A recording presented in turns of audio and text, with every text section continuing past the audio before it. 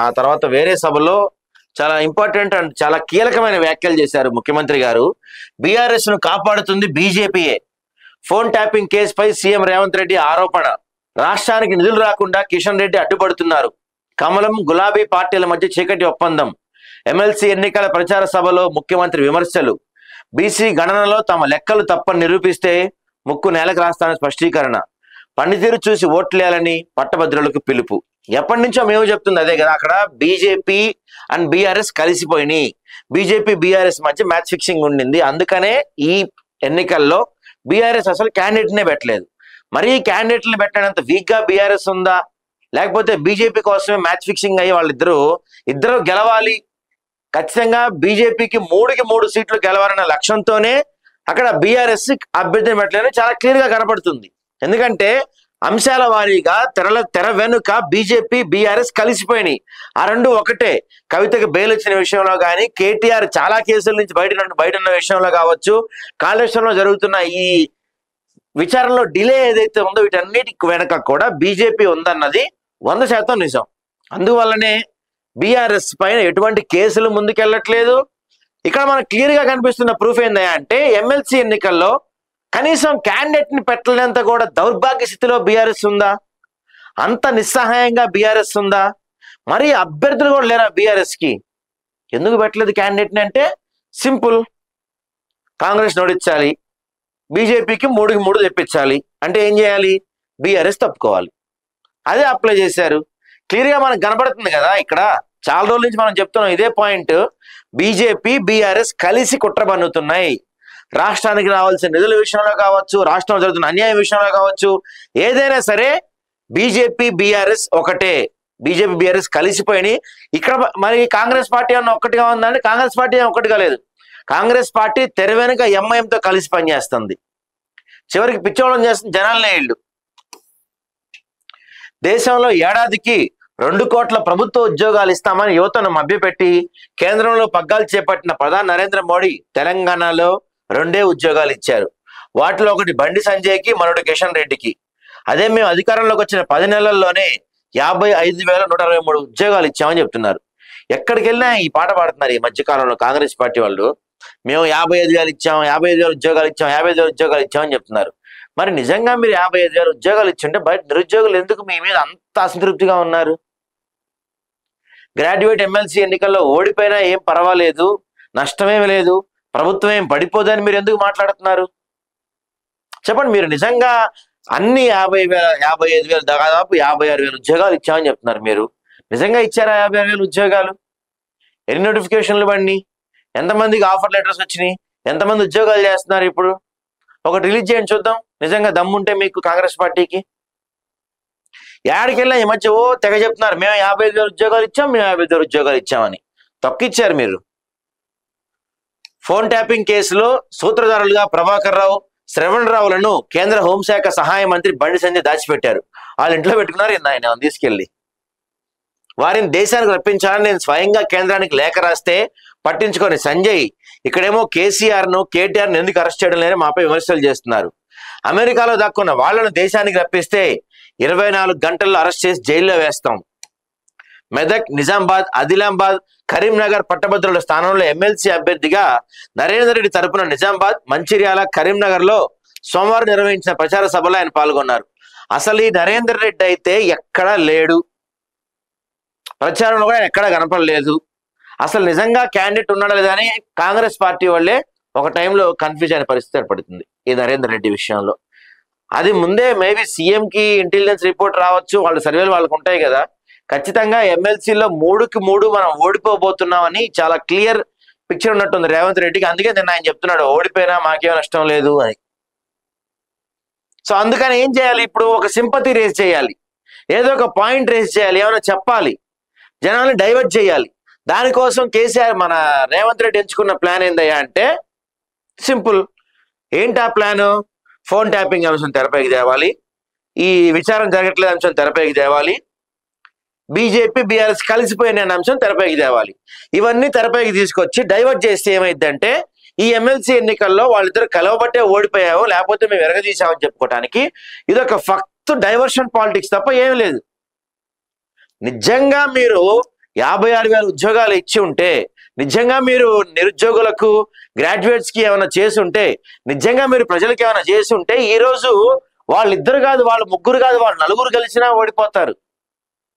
మీకు గుర్తుందో లేదో 2009లో మీ పార్టీయే, అప్పుడు వైఎస్ రాజశేఖర రెడ్డి గారు హయాంలో అటు పక్కన తెలుగుదేశం, తర్వాత అప్పట్లో టిఆర్ఎస్ ఉండేది, తెలుగుదేశం, టిఆర్ఎస్, ఈ సిపిఐ, సిపిఎం, ఇంకెన్ని పార్టీలు ఉన్నాయి, ఇట్లాంటి పార్టీలు మొత్తం కలిసి అన్ని కలిసి పోటీ చేసినాయి. జనాలు ఎవరిని గెలిపించారు? కాంగ్రెస్ పార్టీనే గెలిపించారు. అంతెందుకండి, సెంట్రల్లో కూడా 100 పార్టీలు కలిసి పోటీ చేసినాయి. జనాలు ఎవరిని గెలిపించారు? బీజేపీనే గెలిపించి. అంటే జనాలు గెలిపించాలి అనుకుంటే అక్కడ నలుగురు కలిస్తే, 40 మంది కలిస్తేనే గెలిపించరు.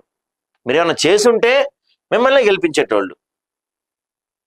ఫోన్ ట్యాపింగ్, ఫార్ములా ఈ కార్ రేస్, గొర్రెల పంపిణీ పథకాలపై కేసులను అడ్డం పెట్టుకొని బీజేపీ బెదిరిస్తుండటంతో ఢిల్లీ వెళ్లి ఆ పార్టీ నేతలతో చీకటి ఒప్పందం చేసుకుంది నిజమో కాదో బీఆర్ఎస్ చెప్పాలన్నారు.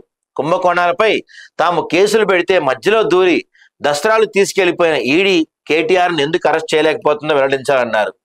బీఆర్ఎస్ 10 ఏళ్ల పాలనలో ప్రజాప్రతినిధులు, పార్టీలు మారినప్పుడు ఆయన ఉప ఎన్నికలు ఇప్పుడెలా వస్తాయి?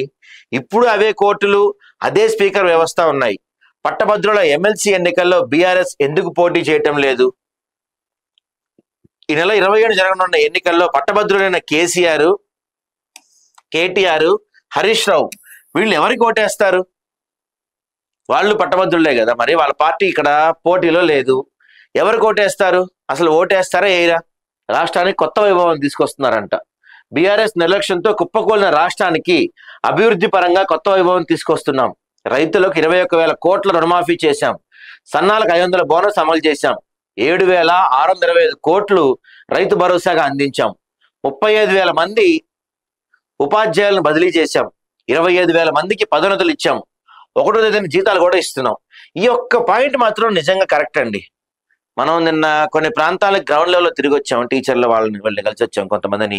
సో అక్కడ ప్రతి టీచర్ కూడా చెప్పింది ఏంటంటే, గత ప్రభుత్వంలో మనకి ఇలా ఉండేది కాదు, ఈ ప్రభుత్వంలో మాత్రం 1వ తారీఖు శాలరీ వస్తుంది కరెక్ట్ గా అని చాలా మంది చెప్తున్నారు. ఈ విషయంలో కాస్త సక్సెస్ అయ్యారు రేవంత్ రెడ్డి గారు.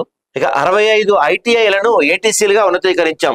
మహిళలకు ఉచిత ప్రయాణం, 200 యూనిట్ల విద్యుత్, 500కు రాయితీ గ్యాస్ అందిస్తున్నాం. ఒలింపిక్స్ లో బంగారు పథకాలు వచ్చేలా మట్టిలో మాణిక్యాలను ప్రోత్సహిస్తున్నాం. నిఖత్ జరీన్, సిరాజ్, దీప్తిలకు ఉద్యోగాలతో పాటు నగదు ప్రోత్సాహాలు అందించాం. ఇదే కదా మేము చెప్తుంది. ఇది ఎందుకని? సిరాజ్ ఉన్నాడు, మనోడు ఒక మ్యాచ్ ఆడితే లక్షలు వస్తాయి, ఐపీఎల్లో కోట్లు వస్తాయి సిరాజ్కి.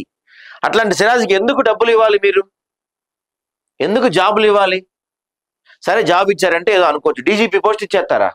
డబ్బులు ఎందుకు ఇవ్వాలి? నేను అడుగుతుంది అదే. చాలా మంది నిరుద్యోగులు రోడ్డు మీద పడి ఆకలితో అలమటిస్తున్నారు కదా, వాళ్ళకు ఉద్యోగాలు ఇవ్వచ్చు కదా వీళ్ళకి ఇచ్చే డబ్బులతోటి. అవి మాత్రం ఇవ్వరు.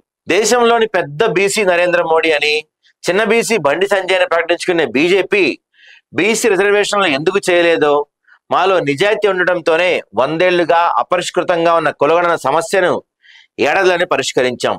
తెలంగాణలో 56.33% బీసీలు ఉన్నారని తేల్చేశాం. ఇంకా జరుగుతుందిగా కులగణన, ఇంకా పూర్తవలేదు కదా సార్. అప్పుడే మీరు నెంబర్ ఎలా ఫైనల్ చేస్తారు? సరే, ముస్లింలను బీసీలో చేర్చడానికి బండి సంజయ్ తప్పుపడుతున్నారు. కరీంనగర్ కార్పొరేటర్ గా ఉన్నప్పుడు ఇలా మాట్లాడితే ఆయనకు తెలియదు అనుకోవచ్చు, కానీ ఇప్పుడు కేంద్ర మంత్రిగా ఉన్నాడు. తన ఐఏఎస్ సెక్రటరీని అడిగి అవగాహనతో మాట్లాడాలి. ఇప్పటికే మహారాష్ట్ర, మధ్యప్రదేశ్, గుజరాత్ లో ముస్లింలకు బీసీ రిజర్వేషన్ అమలు చేస్తున్నారు. మేము ఎవరి సంఖ్యను పెంచలేదు, తగ్గించలేదు, ఉన్న లెక్కలను తేల్చాం. మోదీ సర్కార్ జన కులగణనలు చేపట్టి మా లెక్కలు తప్పని నిరూపిస్తే ముక్కు నేలకు రాస్తా. దమ్ముంటే కేంద్ర ప్రభుత్వం 50% రిజర్వేషన్ పరిమితి ఎత్తేయాలి. ప్రధాని మోడీ మందకృష్ణ ఆలింగనం చేసుకున్నాడు తప్ప ఎస్సీ వర్గీకరణ చేయలేదు. మందకృష్ణ మనవడే, కానీ వర్గీకరణ అంశాన్ని జట్లం చేసిన భాజపా కావాలో, చిత్తశుద్ధితో సమస్యను పరిష్కరిస్తున్న మేం కావాలో ఆయన ఆలోచన చేయాలని రేవంత్ రెడ్డి గారు చెప్తున్నారు. ఇదిగో బీఆర్ఎస్ కి పేగుబంధం దిగిపోయిందంట రాష్ట్రంతో. ఇంకా జనం బీఆర్ఎస్ ని మర్చిపోయే పరిస్థితుందని చెప్తున్నారు. జనం అయితే బాగా వచ్చారు, మరి జనం అయితే ఫుల్గా వచ్చారు. నిజామాబాద్ లో జరిగిన సమావేశంలో ప్రసంగిస్తున్న సీఎం రేవంత్ రెడ్డి, వేదికపై సుదర్శన్ రెడ్డి, మహేష్ కుమార్ గౌడ్, పట్టభద్రుల ఎమ్మెల్సీ అభ్యర్థి నరేందర్ రెడ్డి, షబ్బీర్ అలీ, జూపల్లి వీళ్ళందరూ ఉన్నారు ఇక్కడ. ఎమ్మెల్సీ ఎన్నికల షెడ్యూల్ రిలీజ్ అయింది. తెలుగు రాష్ట్రాల్లో ఏపీలో 5 స్థానాలు, తెలంగాణ 5 స్థానాలు ఖాళీలకు షెడ్యూల్. మార్చి 29తో ముగిన 2 రాష్ట్రాల్లో 10 మంది ఎమ్మెల్సీల పదవీ కాలం. ఆ మేరకు ఆయా స్థానాలకు ఎన్నికల షెడ్యూల్ ప్రకటించిన ఈసీ. మార్చి 3న కౌంటింగ్ నోటిఫికేషన్ అంట, 20న పోలింగ్, అదే రోజు కౌంటింగ్. సో మరొక ఎమ్మెల్సీ ఎన్నికలకు తెరలేసింది ఈసారి. ఇవి స్టేట్ మొత్తం ఉండబోతున్నాయి కాబట్టి మనకి ఎలక్షన్ నోటిఫికేషన్ ఎప్పుడు వస్తుంది? మార్చి 3 వస్తుంది. సో మార్చి 3 నుంచి మరోసారి మనకి ఈ ఎలక్షన్ కోడ్ అమల్లోకి రాబోతుంది. సో ఈ లెక్కన ఇప్పుడప్పుడే మనకి స్థానిక సంస్థల ఎన్నికలు ఉండవు ఇక అయితే. సో మార్చి 20వ తేదీ ఎలక్షన్స్ ఉండబోతున్నాయంట. తెలంగాణలో మహమ్మద్ అలీ, సత్యవతి రాథోడ్, సేరి సుభాష్ రెడ్డి, మల్లేష్ ఎగ్గే, మిర్జా రియాజుల్ హసన్ ఎఫ్ఎండి.